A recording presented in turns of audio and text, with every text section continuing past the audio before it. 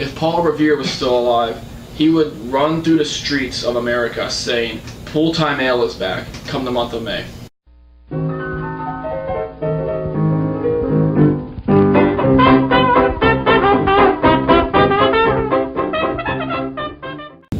Okay, and welcome to Bar Noobs. I'm Sam. Oh, and I'm Chip. And this is our beer review, new episode. It's been a while since we've done one. A long while. That's because we've been reformatting how we're doing this. We're no longer doing super long episodes. We tried once to do a playlist of episodes. We didn't really like that. Too much editing, too much beer in one night. Not really, but it was just annoying. It was the length.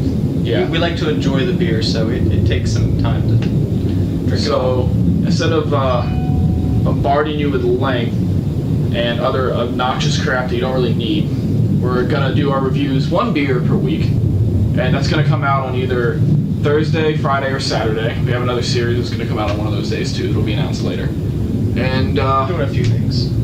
so get prepared for your weekly beer review. We'll have a new beer for you every week. So here we go with this one. Our first beer review of the new era of Bar Noobs. It's very fitting for today. Yeah, very fitting. It's very Is Bell's Brewery Pooltime Ale. Gotta go for some pool time right now. Me too. The Pooltime Ale is a cherry wheat ale, It's a Belgian style wheat ale with cherry juice, brewed at 5% alcohol, and the can also includes a nice little shelf life of 6 months, and it is Do Not Litter. Now this is a seasonal beer by Bell's Brewery. It's actually, I think they only produce it for the month of May. They sell it more obviously because we're filming this in July. Yeah. But it's limited. I bought this in July, Yes. so they didn't run out yet, but this was actually the last can on the shelf. They ran out. This is it. This is the last Pooltime Ale. So you of the can watch season. this, but next year you have to try it. Yeah. All Sorry. So now you get to watch us drink it. While he's pouring that, I'm going to talk a little bit about Bell's. A very little bit, because they don't really provide a whole lot of information. That had a strong cherry smell when it came out of the can. Ooh, that's exciting. Anyway, so Bell's Brewery kind of started homebrew. No wonder they did homebrewing. They actually say their journey began with a 15-gallon soup kettle. We could do that. We could do We have that. a 15. No, we don't have a 15-gallon. We have like a 2-gallon thing. We could get a 6-gallon one. True. It's like $12 for a 6-gallon. Watch out for Bar Noob's homebrew. Yeah. That'll be on the website soon, hopefully, maybe, next By year. soon, he means within the next decade. Yes. Don't forget to check out our website. Anything else interesting by... Yeah, they're not very informative. Bell's doesn't like to talk about themselves. Alright, so let's go ahead and taste this beer. Let's give it a sniff first. I need it. It's hot as hell. It smells like a wheat ale. When I popped the can, there was a wave of cherry. Don't really smell it now. There's just all the gas at the top. Yeah. Just... But it smells really decent. Has a nice golden color to it. I like the color. It looks appetizing. Alright, let's give it a taste. I'm excited. I'll spill it. That's really good. Oh my god. That's really good. Now, this has a texture like another beer I've had. It has a texture like Jammer, but it doesn't taste like Jammer. The texture's almost buttery to me. It's very smooth. Yeah, that's how Jammer was to me. I don't know if you remember that. Check I out our do. Jammer review. It's, there's a, Jammer was actually, I think... it's over there somewhere. Is that our top beer? It's one of our tops. You can grab it. Yep. So this beer tastes nothing like this beer. Very similar though.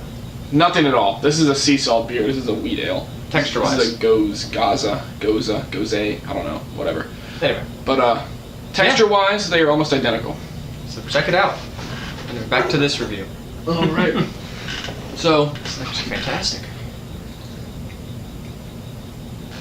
it's very smooth. The classic wheat ale taste. Very I don't know if I taste cherry. I have a subtle cherry. Subtitle cherry. I'm only gonna pronounce words how they're spelled now. That's okay. What are you gonna say? That's dumb. I'm trying to find something else. Wheat. Yeah, there's a subtle cherry taste to this.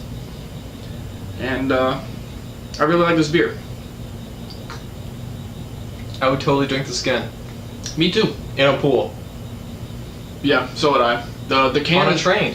one of the reasons I actually bought this is the can is really appealing. It's a nice, very colorful blue and red color scheme Little white painted with fence. a Picket beautiful fence. white picket fence. You can see And the font looks like it's painted on the fence. It follows the cuts and everything. Oh, it's got a little wear and tear. You're right. Yeah, They put some detail into that. I like that. and I like the pool. Down at the bottom there's a pool with a little ladder. Didn't even notice. I saw the ladder. I was like, why is there a ladder? Couldn't get that from the name.